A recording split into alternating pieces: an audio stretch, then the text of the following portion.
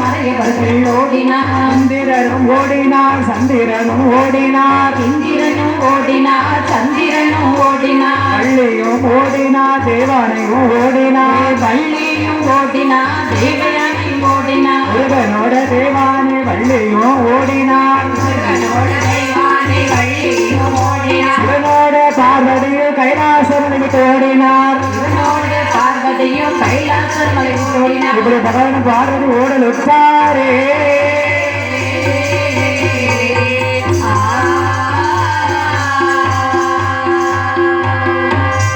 இப்படி கைலாச மலையை விட்டு அப்படி கைலாச மலைக்கு வரும்போது வானவர்கள் தேவர்கள் ஓட வள்ளி முருகனோடு ஓட சிவன் பார்வதியோடு ஓட ஓட ஓட ஓட அப்போ தேவாரை வள்ளியோடு யார் ஓடினார்?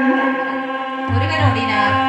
எல்லாரும் ஓடக்கூடிய சமயத்திலே சிவன் பார்வதியோடு ஓடக்கூடிய சமயத்திலே ஒரு காரகமானது வருகின்றது. இந்த வல்லரக்கன் கைவிரல் நீட்டிக்கொண்டு ஓடிக்கொண்டு இருக்கின்றான். பார்த்தார் பகவான், இனி நம்ம ஓடக்கூடாது, இனி மாயை செய்ய வேண்டும் என்று சொல்லி ஒரு புஷ்ப மலரிலே அப்படியே லிங்கமாக அமர்ந்தார். ஆமா, இது இப்படி இருக்க இனி தன்னை காப்பாற்ற வேண்டும் என்று யார் வர வேண்டும் தெரியுமா? யார் வர வேண்டும்? தன்னுடைய அத்தான் வர வேண்டும். அத்தான் என்றால்? அத்தான் என்றால் மாயக்கண்ணன். மாயக்கண்ணன் வர வேண்டும் என்று சொல்லி மாயக்கண்ணன் எங்கு வருகின்ற பாருங்க, எங்கு வருகின்றார்? மதுராபி என்று சொல்லக்கூடிய பட்டணத்தை உக்கிரசேன மன்னன் உக்கிரபாணி என்று சொல்லக்கூடிய பெண்ணை மனமடித்து வாழ்ந்து வரக்கூடிய சமயத்திலே இவர்களுக்கு எல்லா செல்வம் இருக்கின்றது. ஆனால் குழந்தை வரும் இல்லை, குழந்தை மட்டும் இல்லை. ஆனால் ஆண்டவன் கிருபையால் அழகாக கர்ப்பமுற்று 10 மாதம் இருக்கக்கூடிய சமயத்திலே கர்ப்ப வேதனை துடிக்கின்றாள். ஐயோ அம்மா மறிக்குதே, மன்னவா சொல்லம்மா, எனக்கு கர்ப்ப வேதனை தாங்க முடியல மன்னவா. மன்னன் உடனே ஏ மந்திரி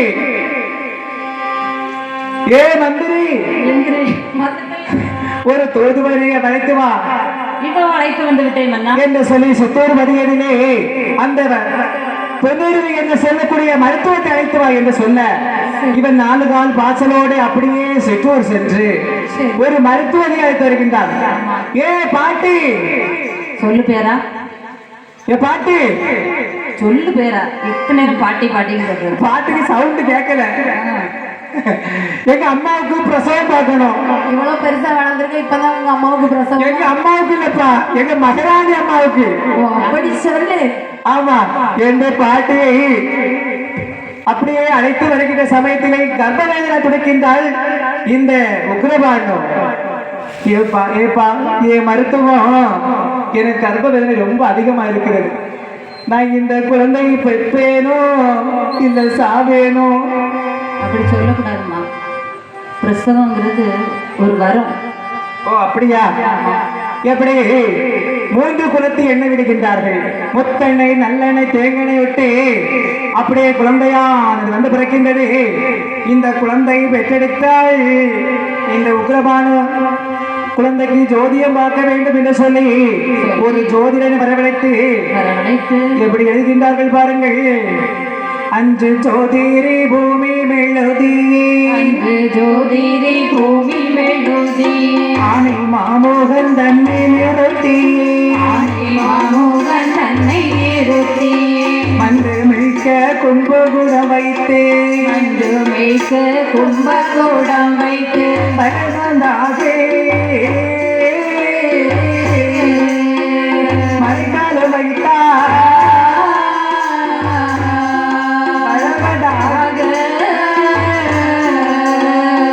மறைக்காலம் வைத்தார் என்று மனத்தை பார்த்து ஜோதிடர் சொல்லுவாரே.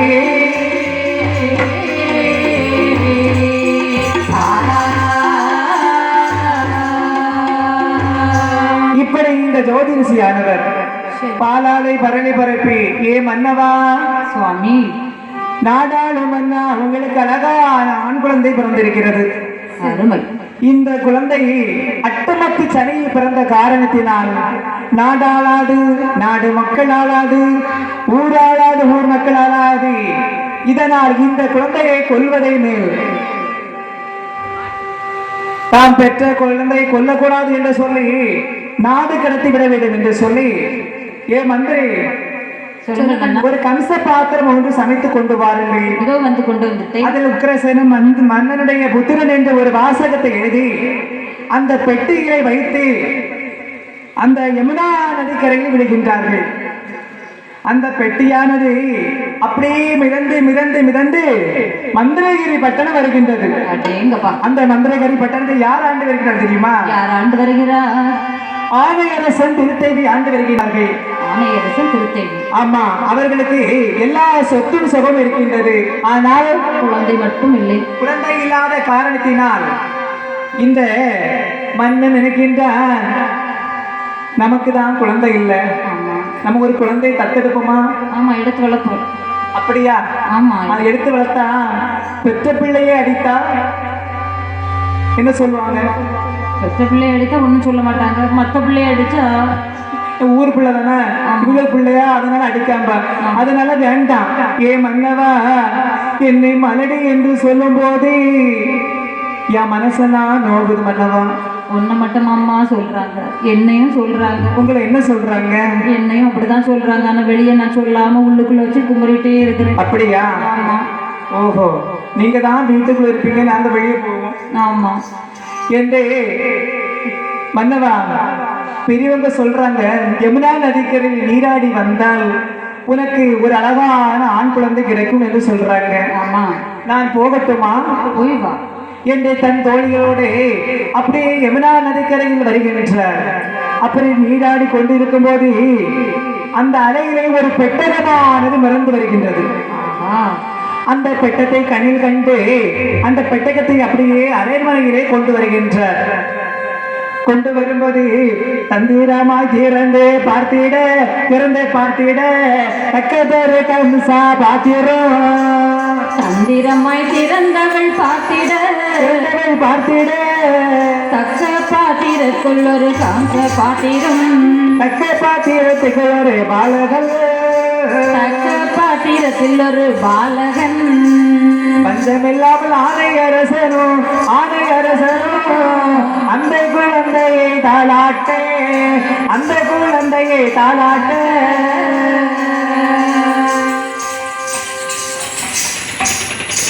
இப்படியாக அந்த குழந்தை எடுத்து அப்படியே அரண்மனைக்கு கொண்டு வந்து, பெண்ணே, நீ போகும்போது நீ மட்டும்தான் சென்றாய், இப்போது கையில என்னது இருக்கிறது? ஒரு குழந்தை, ஒரு பெட்டி கிடைத்து விட்டது. அந்த பெட்டிக்குள்ளே திறந்து பார்ப்போமா? பார்ப்போம் என்று சொல்லி கணவன் மனைவி சேர்ந்த பெட்டியை திறந்து பார்க்கின்றார். அந்த பெட்டிக்குள்ளே ஒரு அழகான ஆண் குழந்தையானது இருக்கின்றது. அது மட்டுமல்லாமல் ஒரு வாசகமாவது இருக்கின்றது. என்ன வாசகம்? அதாவது உக்கிரசேனன் மன்னன் பெற்றெடுத்த ஆண் குழந்தை என்று ஒரு வாசகத்தை கண்டார். அந்த வாசகத்தை கண்டு இந்த குழந்தை